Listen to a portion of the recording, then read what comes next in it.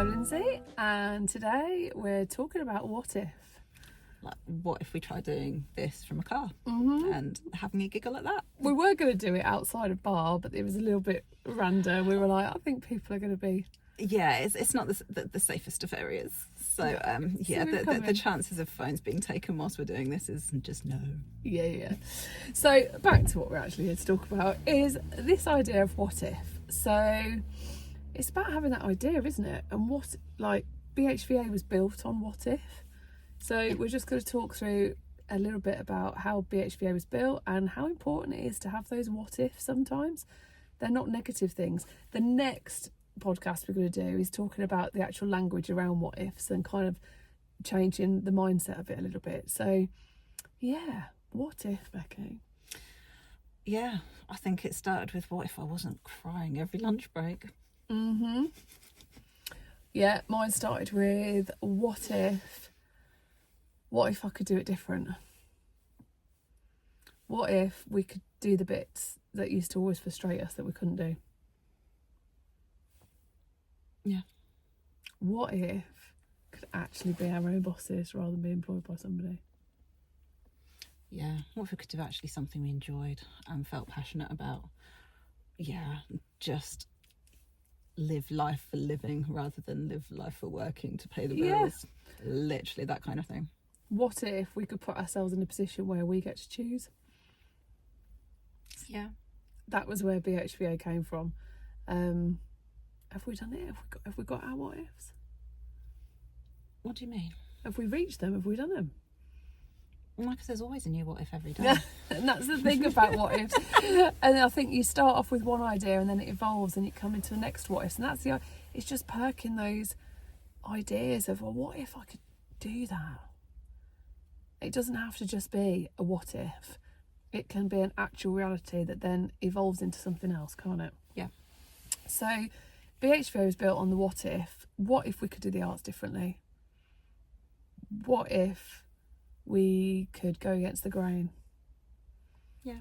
What if we could deal with letting the people that come to us do it differently as well, rather than making them do it the same way it's always been done? What if we just broke the mould? What if we changed things? What if we did things differently because it's, brain's gone dead. What if my brain doesn't die? No, so what if we break things like the master apprentice model? What if we actually look at what the person needs in front of us rather than teaching by rote or teaching by, well, this is how I've done it, so this is how it's going to work for you, because that ain't going to happen. What if we didn't have lots of expensive kit or expensive uniform? What if we allowed the students to have a say in their journey with us? And all of those things kind of built the foundations for us. And so you'll see a lot of the time when we're doing things on our socials, we'll put that question mark a lot, won't we? Or that sentence starter, what if? And it's hard to talk about it and put it into words, but it is that what if? And it could be anything for anybody. And I think that's the magic of it. It's about embracing the possibilities. And that's different to that everybody can do everything. We're not saying that. We're talking about what if you just opened up that idea. How do you know your limits if you don't ask what if and try something new?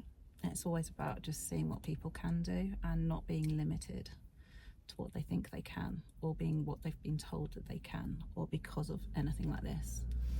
I wanted to do a massive thing on disabilities. I just ran on disabilities the other day, and it's different abilities. It's not disabilities, it's different abilities. You can still explore what if. Well, what if we try this instead? Well, you can still get the same success, you can still get the same results, you just do it a different way.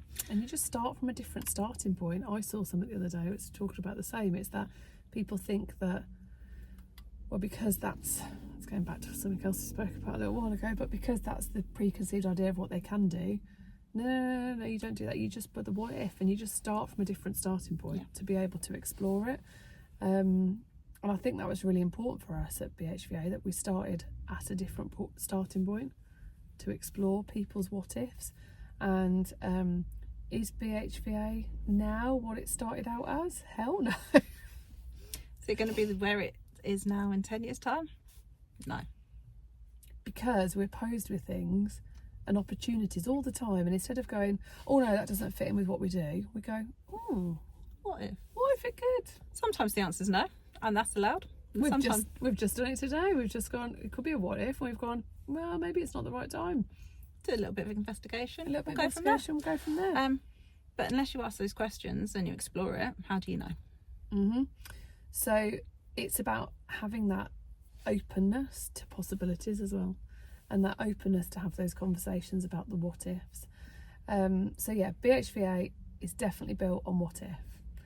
Anybody that engages with us, you will come to us and explore your what if, whatever that is. Not our what if. BHVA is our what if, yeah, and everything that we do and the service we provide. But equally, when people come to us, we kind of like getting on board with your what if. That excites us now, doesn't it? Yeah, and we also like asking you what if. So we get you to try different things, so then you can decide what you like as well, and what you enjoy, and what things you can do with ease, or if you can get a similar output with more ease, or you look at it from a different perspective. That's what we're there to do, and ask those what ifs as well.